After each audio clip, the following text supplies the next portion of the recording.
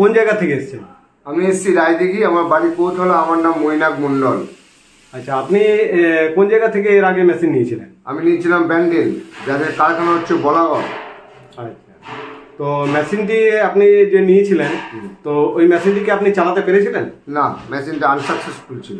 আচ্ছা, তো মেশিনটি কি মানে একদম বাতাসা বার হয়নি? না, বাতাসা বার হচ্ছিল না এবং বাতাসের ড্রপিংটা বিভিন্ন রকম ড্রপিং হচ্ছিল এবং সমস্যা ছিল বাতাসা 2-3টে পাক ফেলার পর বাতাসের বিভিন্ন মেশিনারিজ ফল্ট দেখা যায়। কোনো সময় ফিউজ উড়ে যাচ্ছে, কোনো হাইড্রোলিক জ্যাম হয়ে যাচ্ছে, কোনো সময় ড্রপিংটা আস্তে আস্তে হেলে যাচ্ছে, কোনো সময় হচ্ছে আপনার মেশিনটা থরলি কেঁপে যাচ্ছে। এবং সবথেকে বড় কথা হচ্ছে এই যে মাকালি অটোমোবাইলের যে বেল্ট এবং যে লেন্থ, যেটা হচ্ছে 20 ফুট, টোটাল 17.5 ফুট বেল্ট, আর মেশিনের লেন্থ হচ্ছে 20 ফুট।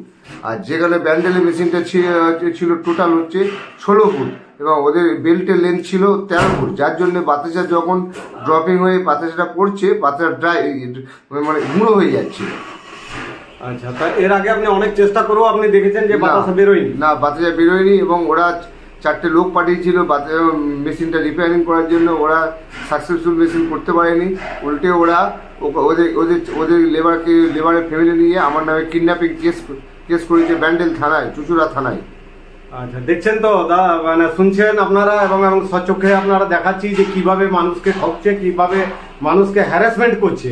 হ্যাঁ, তো দাদা আপনি তো এই নিয়ে তো আপনি প্রচুর হ্যারাসমেন্ট হয়েছে। প্রচুর হ্যারাসমেন্ট হয়েছে এবং আমি আপামর ওয়েস্ট বেঙ্গলে বলুন, বিহার, ঝাড়খণ্ড, ইউপি, উত্তরাখণ্ড যারা আসছেন এবং যারা বাতাসা মেশিন নিয়ে বাতাসা ব্যবসা করতে চাইছেন, তাদেরকে আমার থেকে হার্দিক রিকোয়েস্ট যে আপনারা সঠিক প্রতিষ্ঠান থেকে দেখে মালটা কিনবেন।